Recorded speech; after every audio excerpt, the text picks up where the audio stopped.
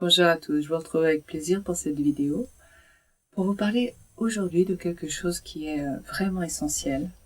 Comme d'habitude, vous me direz oui. Mais c'est cette histoire de rapport entre l'autre et moi, de rapport d'ego, de rapport de force. Comment je peux sortir du rapport de force?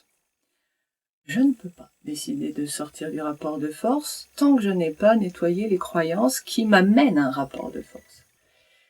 Et quelles sont les croyances qui m'amènent à ce rapport de force? Eh bien, la première, c'est si je perds, l'autre gagne. La deuxième croyance qui est liée, il y en a d'autres, mais je vais vous en donner déjà deux. La deuxième croyance, comme ça vous pouvez bosser chez vous sur vous-même. La deuxième croyance, c'est céder devant l'autre, c'est être faible, c'est faire preuve de faiblesse. Ou vous pouvez l'exprimer en céder devant l'autre, c'est le laisser gagner. Ok. Alors je vais rentrer là-dedans pour vous aider à y voir clair du mieux que je peux, parce que j'avais noté tout ça par écrit, mais je n'ai pas mon cahier sous les yeux. Je voudrais juste placer que c'est quoi la différence entre l'amour de soi et l'estime de soi? Souvent, je fais un amalgame, c'est plus rapide, mais en réalité, il y a une différence. L'amour de soi, c'est le fait d'avoir le cœur ouvert et que l'amour, l'énergie de ma source arrive à moi. L'estime de soi, on dit aussi la fierté, en fait, c'est juste une autorisation que je me donne. S'aimer dépend, parce qu'on l'a appris, parce que dans la nature, non, un lion, il n'attend pas d'être fier de lui pour pouvoir s'aimer. Il n'y a pas d'attente, c'est voilà, je m'aime, c'est normal, je respire, je m'aime, je vis, c'est super. Donc il n'y a que nous qui ah non, t'as pas le droit. Ah, je suis en train de mourir, ça, oui, mais c'est comme ça. Faut que je sois fière, faut que je sois fière. Comment tu fais? Allez, un coup de flagellation. Ah, t'as bien souffert. Ah, c'est bien, j'ai le droit d'ouvrir mon cœur. Donc cette estime de soi, cette fierté n'est rien d'autre qu'une autorisation que nous nous donnons à nous-mêmes pour ouvrir notre cœur. La culpabilité, au contraire, la honte, tous ces sentiments négatifs. Pourquoi négatifs? Parce qu'on souffre quand on les ressent. Bah oui, c'est un ordre que nous nous donnons de fermer notre chakra du cœur. Et ça fait mal. Et c'est triste. Et on est malheureux. Ben ouais. C'est ça la flagellation, c'est cette fermeture de notre cœur. J'en reviens à mon point de départ. Donc, si je perds, l'autre gagne. On est dans un fonctionnement binaire. Vous remarquez que, qu'est-ce que ça veut dire? Tu marches dans la rue, t'as perdu. Ça veut dire quoi? Comment ça se concrétise, perdre ou gagner? Ça n'a aucune existence matérielle. C'est juste une étiquette que l'on met mentalement sur ce qui est en train de se passer. Je vais passer sur la deuxième croyance pour aller plus loin. Oui, parce que là, c'est vraiment, c'est gratouillé à peine. Si je cède devant l'autre, il gagne. Ça nous ramène aussi à la notion de force, que la faiblesse, c'est mal. En fait, derrière tout ça, et ça m'a pris du temps à comprendre, derrière tout ça, ce que nous jouons en réalité, c'est le pouvoir sur nous-mêmes. C'est-à-dire, quand je pense que l'autre gagne, je suis dans l'ouverture. Alors, je mets mes mains là, mais non, c'est plus bas, mais vous les verriez pas. Au niveau de mon ventre, au niveau de mon chakra racine, c'est par là que ça rentre, la négativité. Je suis dans l'ouverture. C'est-à-dire que donc je vais laisser un canal entre l'autre et moi s'établir. C'est même pas je vais laisser, c'est je vais volontairement mettre un canal entre l'autre et moi et laisser la négativité de l'autre rentrer en moi. Ça, c'est ce que l'on appelle la soumission. C'est ce que l'on demande à nos enfants. Quand on les punit, on leur demande, on les punit, par exemple, va au coin, ou par exemple, range ce que tu as cassé. On leur demande ça, mais pas que. Parce que s'ils sont grands, avec un grand sourire, ah ouais, ok, d'accord, merci, je vais faire ça. Non, non, mais attends, t'es puni. Qu'est-ce qu'on veut, en réalité, quand on punit quelqu'un? On veut qu'il souffre. Mais c'est pas cool. Mal égale puni. Puni, c'est souffrir pour expier. C'est comme ça, en tout cas, dans la majorité des cas par rapport à notre conditionnement. Mal puni, bien récompensé. Bon, bah c'est mal, tu dois souffrir. Ok. Le problème, et là ça va devenir très intéressant pour vous, j'espère. Le problème, c'est que quand on était petit, quand on se faisait punir par papa et maman, ce dont on avait le plus peur, c'était qu'ils arrêtent de nous aimer.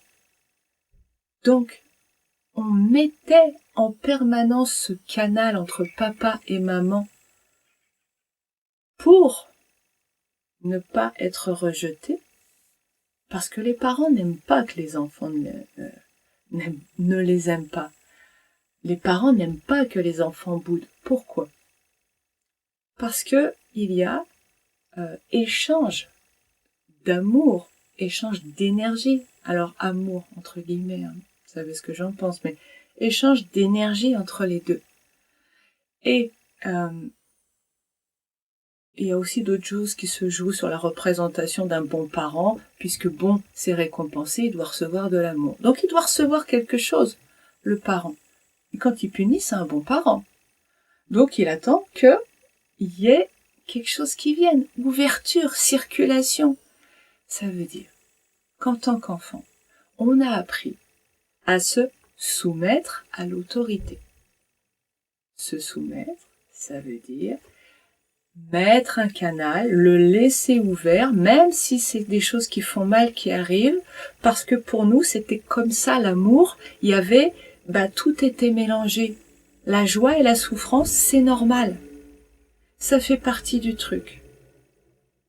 Donc en tant qu'enfant, je me suis laissée blesser par mes parents parce que je ne voulais pas perdre leur amour. On est déjà dans le vouloir. Bien sûr qu'un enfant en bas âge a besoin de l'amour de ses parents. C'est clair. Mais l'idée, c'est d'apprendre à nos enfants à devenir autonomes vis-à-vis de l'amour, c'est-à-dire à se nourrir d'amour eux-mêmes. Et pas qu'on soit en train de les nourrir jusqu'à la fin de notre vie. Puisque à ce moment-là, quand on meurt et qu'on ne les nourrit plus, il se passe quoi? Ce que l'on apprend dans ce cas-là, c'est la dépendance. Mais pas l'amour. Pas l'amour inconditionnel. Inconditionnel. Pas l'autonomie affective. Et pourtant, c'est ce que l'on fait. On est tous construits, à 95%, allez, je vous le fais pas cher, on est tous construits sur cette notion de dépendance à l'amour des autres. D'où notre peur fondamentale qui est la peur de finir seul et sans amour, mais sans amour de l'autre. Sans amour pour soi, remarquez. Hein. Si on est sans amour, c'est clair qu'on meurt. Donc, on devient des esclaves. Tout ça pour dire. Je m'emporte. Tout ça pour dire que, petit, nous avons appris à, vis-à-vis d'une autorité, à garder le canal ouvert. Ce qui peut même vouloir dire que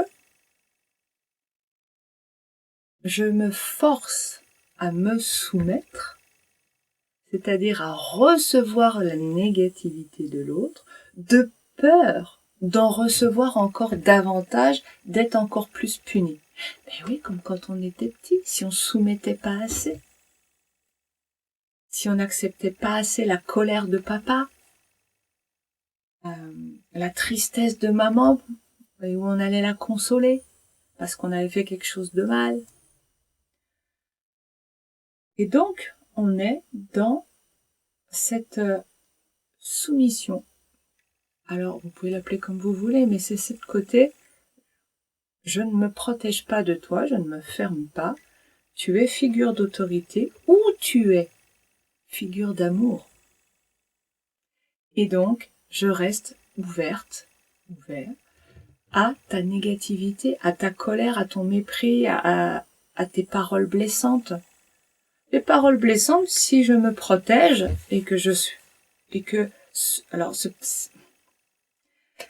la protection mentale, c'est prendre conscience que l'autre est dans sa négativité parce qu'il a compris quelque chose, il a entendu quelque chose qu'il a ressenti comme une attaque. Donc c'est son histoire, hein, c'est lui qui prend ça comme une attaque. Ok. Moi je suis là et je le laisse faire la guerre tout seul. Ok. Donc je ne suis pas atteinte. Le problème c'est que nous sommes atteints parce que nous ouvrons, parce que nous voulons garder leur relation, mais surtout pas. Et pourquoi nous voulons garder la relation? Pour pas finir seul et sans amour. Mais aussi parce que nous croyons que la soumission est nécessaire et parce que nous pensons en nous soumettant, hein, on est d'accord, en nous soumettant, nous pensons être une bonne personne. Ça veut dire que quand l'autre me fouette, si je caricature et que pour que vous compreniez bien, l'autre me fouette, ah, c'est bien. Bon, bah, c'est bien. J'ai le droit de boire du truc qui me fait plaisir. Voilà. C'est la récompense d'avoir souffert. Parce que c'est bien. Je suis une bonne personne, je suis une bonne victime. La victime, c'est la gentille. Donc, la victime a le droit de s'apprécier. C'est-à-dire qu'on finit par tourner, on appelle ça du masochisme. On finit par tourner dans un fonctionnement masochiste où ma souffrance est acceptable et même respectable, valorisante. Donc, moi j'ai passé la 3/4 de ma vie à être une victime pour, c'est bien quoi. Oh, tu sais pas ce qui m'est arrivé. Oh là là, c'est dur. Oh, je souffre. Oh, puis j'ai mal là. Oh, puis, oh, mes galères. Oh, si tu sais pas. Attends, je te raconte. Pourquoi? Parce que j'espérais être aimable au sens propre du terme. Ça me rendait capable d'être aimée en tant que bonne personne et valorisante, donc ma valeur monte, donc j'ai le droit d'ouvrir mon cœur. C'est mon autorisation, la victimisation. Ok. Alors, est-ce que si je cède, l'autre gagne? Prenons l'exemple où quelqu'un est physiquement plus fort que moi et veut m'humilier, par exemple. Ouais, t'es nul, gna gna gna gna gna. Ok. Qu'est-ce que c'est perdre là? En réalité, perdre, ça va être ouvrir ce canal. Si j'ouvre le canal, l'autre gagne. Ah bah ouais. Sa négativité a gagné. Pas l'être humain en face. Mais à ce moment-là, il n'est pas piloté par ce qu'il est. Il est piloté par la négativité. Donc, il gagne. C'est-à-dire, il gagne la possibilité de venir me faire du mal. Mais là où il y a une terrible confusion, c'est que nous avons compris que ne pas rentrer en guerre, c'était mal, c'était être lâche, c'était fuir. Je trouve ça génial. Mais en fait, qu'est-ce que ça dit au niveau énergétique? Ça dit, quand tu fermes tes chakras. Alors, comment on fait pour fermer un chakra? On imagine que ce chakra racine, il est fermé. Moi, j'imagine un chakra qui est même en dessous de la racine, sur le plan astral. Bon, vous faites comme vous voulez, mais il y a cette idée de fermeture, il y a cette idée de je ne t'écoute pas. Non, je reste. On peut visualiser, je reste chez moi, on peut visualiser une paroi en verre, tous les moyens sont bons. Et puis surtout, ça demande une ouverture des champs de perception qui se fait par la décristallisation de notre glande pinéale. Et ça, je redonne les références, c'est Gilbert Bruand, vous avez ça, je crois ses coordonnées, je crois que je les ai mises dans la présentation de chaque vidéo. C'est son travail, lui, décalcification. J'ai dit décristallisation. En fait, c'est décalcification de la glande pinéale. Et c'est donc ouverture des champs de conscience. Et ça passe pas par là. C'est-à-dire que vous allez sentir. Vous allez sentir que là, hop, je ferme, je recule. Là, l'autre est en train d'essayer de vouloir me rentrer dedans. Non. Mais ça, vous pouvez dire non tant que vous voulez, parce que je suis passée par là. Hein. Je commence à me protéger, je commence à sentir. C'était un long chemin pour moi. Je partais de très très loin. Donc, vous allez sentir, grâce à ce travail, quand l'énergie de l'autre, la négativité veut vous envahir, et vous allez être capable de énergétiquement fermer. Et là, effectivement, c'est beaucoup, beaucoup plus efficace. Ce qui crée ce canal, je le fais petit aparté, ça n'est qu'une chose, c'est la volonté de vouloir.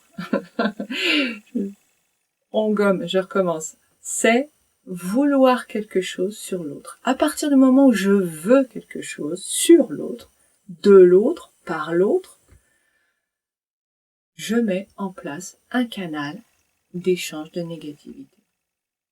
C'est pour ça que les grands sages nous disent que ne rien vouloir, juste recevoir, voir ce qui est là. Ça ne veut pas dire ne pas avoir d'intention ou ne pas espérer, mais espérer lâcher prise. En fait, le lâcher prise, je vais le dire comme ça aujourd'hui, c'est avoir une intention qui ne met pas d'emprise sur qui que ce soit.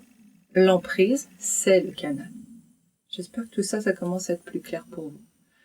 Donc, quand je ne veux rien, vous allez sentir l'autre va se relâcher en face. Hein.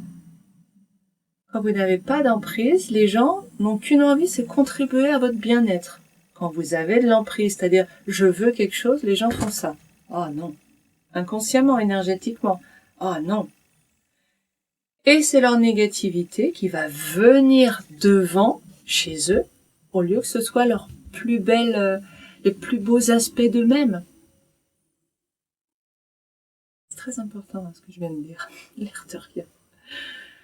Si l'autre est pas agréable avec vous, c'est probablement que vous projetez des choses comme ça sur lui, sur elle. Vous avez des attentes, pour dire autrement. Bon, maintenant, il faut que j'essaie de récupérer mon fil conducteur. C'est pas gagné. J'en étais donc à cette histoire de guerre. On nous a appris que fuir la guerre, c'était mal. C'est un non-sens. C'est-à-dire que on nous apprend qu'il faut être en guerre contre l'autre. Ça veut dire ouvrir un canal, être en guerre. Parce que c'est comme s'il y avait un ring, je reprends cette image. Il y a quelqu'un qui attend pour combattre, là, dans le rapport de force. Attends, tu vas voir ce que tu vas voir. C'est moi qui ai raison, moi je t'en colle une. Ce rapport de force, si je monte pas sur ring, si je regarde l'autre en lui disant non. Ouais, mais tu vas... Ouais, ok, mais non, je ne monterai pas sur le ring. Est-ce que ça fait de moi une mauvaise personne? Est-ce que je perds ma valeur parce que je refuse la violence? C'est ça la question.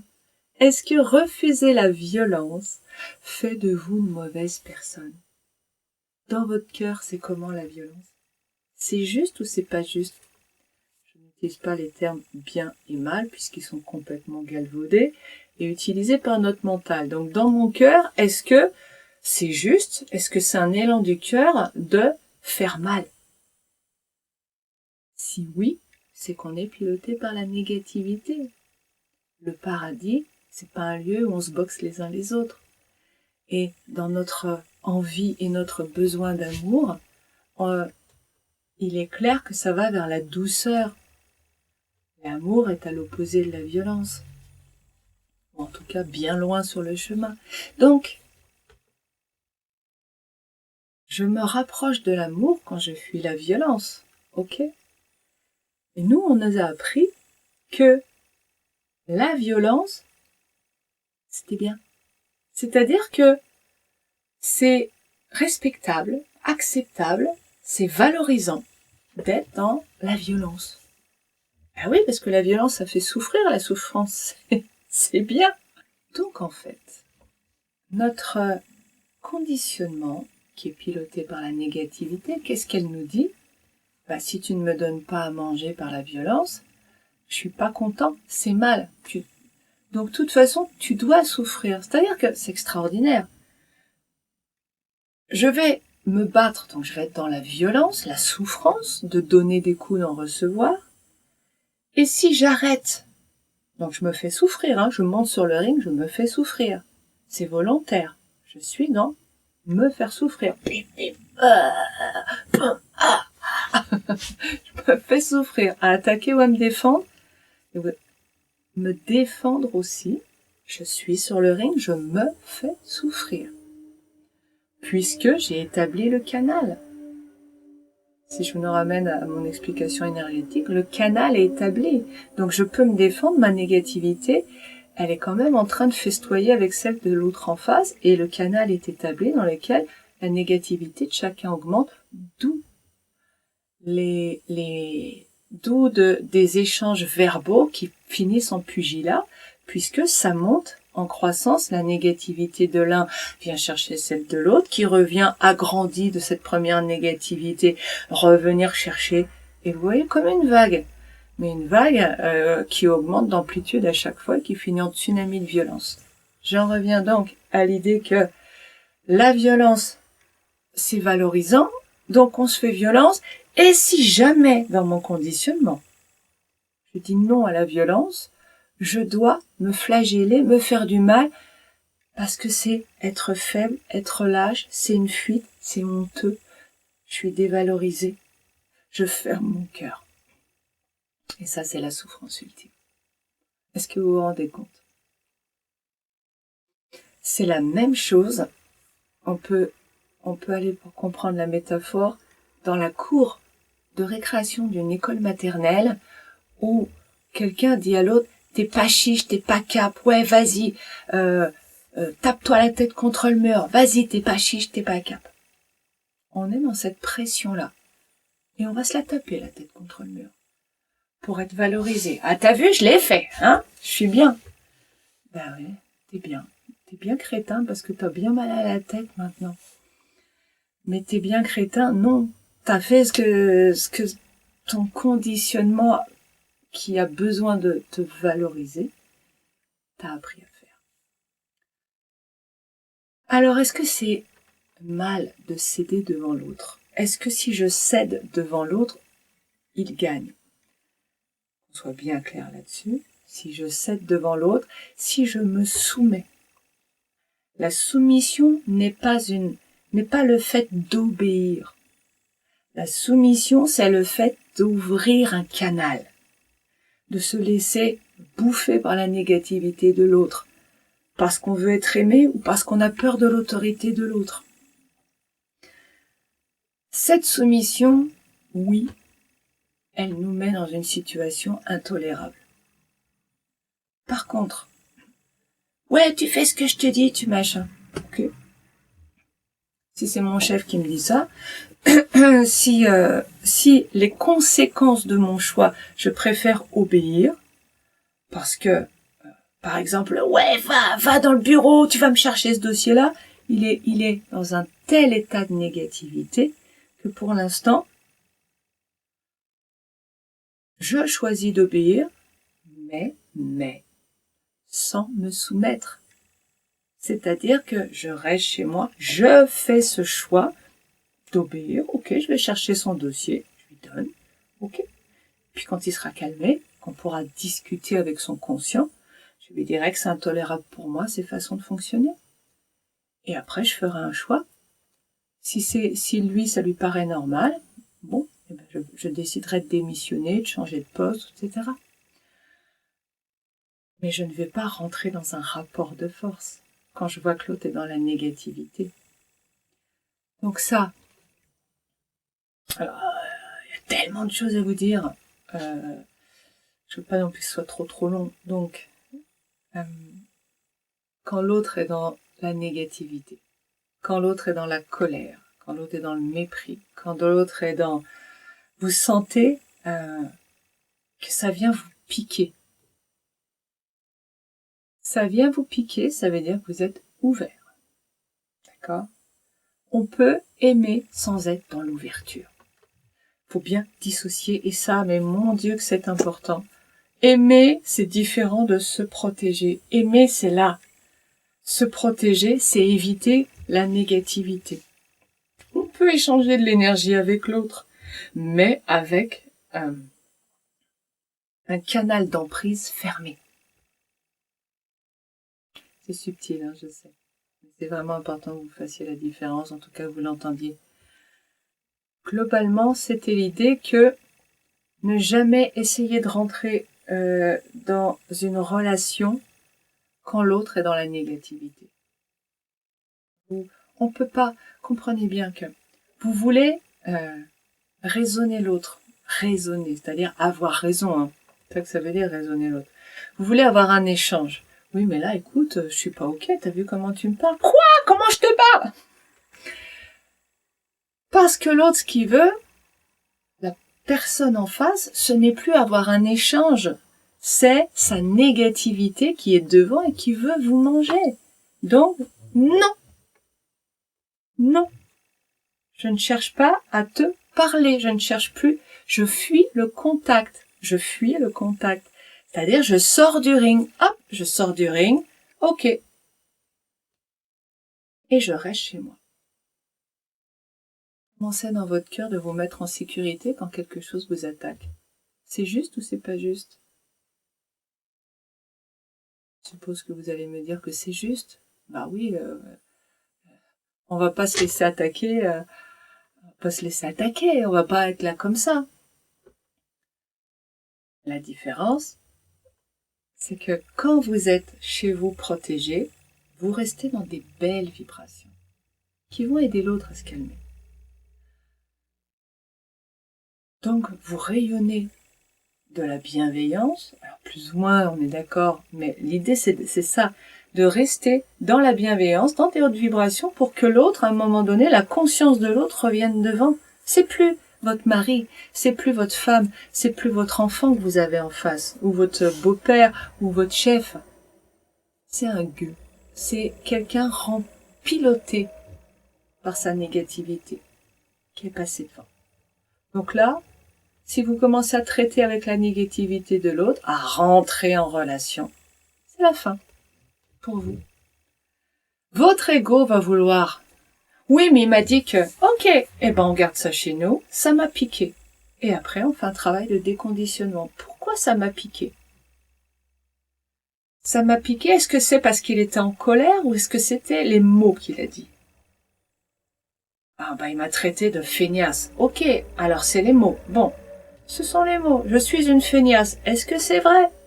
Et vous faites votre travail de déconditionnement. Il ne devrait pas me dire que je suis une feignasse. Est-ce que c'est vrai? Etc., etc. Il va vous permettre d'avancer. Rester en dehors du ring, céder. Fuir n'est pas céder. Éviter le combat n'est pas céder. Et je terminerai. Il y a encore plein de trucs à dire. Mais j'attends vos questions et s'il n'y a pas de questions, je ferai autre chose. On verra. Ce qui nous amène, pour terminer, en conclusion, à la notion de force et de faiblesse. Est-ce que vous croyez? Parce que souvent on a l'impression d'être faible, minable, loser, si on n'est pas dans le rapport de force. Le rapport de force. Dessus, dessous, dominant, dominé, fort, faible. Ça n'existe pas. Pourquoi? Parce que quand l'autre se fait piloter par sa négativité, vous croyez qu'il a gagné, lui?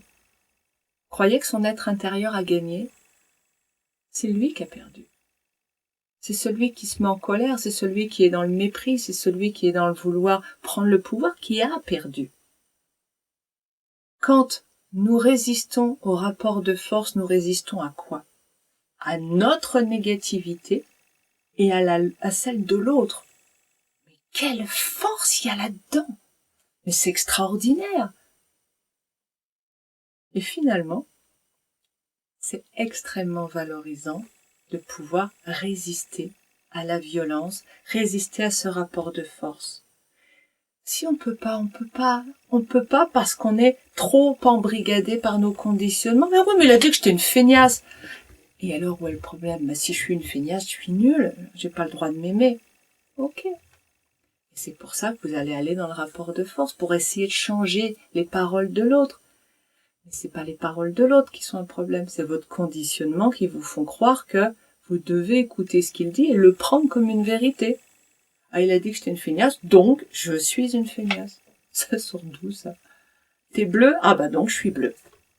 Ah bah aujourd'hui t'es rouge. Ah bon? Bon bah d'accord, je suis rouge. Et on fonctionne comme ça. Hein. Donc soyez bienveillant avec vous-même. Vous avez enfin, c'est normal de partir dans le rapport de force puisque nous sommes poussés à le faire depuis la plus tendre enfance. C'est normal d'ouvrir un canal à l'autre en croyant que l'amour c'est ouvrir un canal et tout accepter parce que nous sommes conditionnés à ça. Mais voyez comme c'est magnifique d'arriver à être dans la bienveillance envers soi. Parce que vous permettez à l'autre de revenir plus vite. Parce que vous permettez à la négativité de l'autre de reculer. Parce que vous faites montre de votre force intérieure, qui est la seule force. La force physique, ça parle de quoi en réalité? Ouais, moi je suis fort. Ben, toi, tu me montres là que ta force physique, elle vient de ta peur. Pourquoi veux-tu être fort physiquement? Si ça n'a aucune utilité. Bah, si c'est utile, comme ça je peux me défendre. Attaquer, c'est se défendre. On est au niveau de la guerre, et la guerre, c'est le niveau de la peur. La peur, l'insécurité. Il n'y a pas de mal à être fort, il n'y a pas de mal à être musclé, mais simplement prenons conscience que ça part d'une insécurité. La force physique n'est pas de la force ici.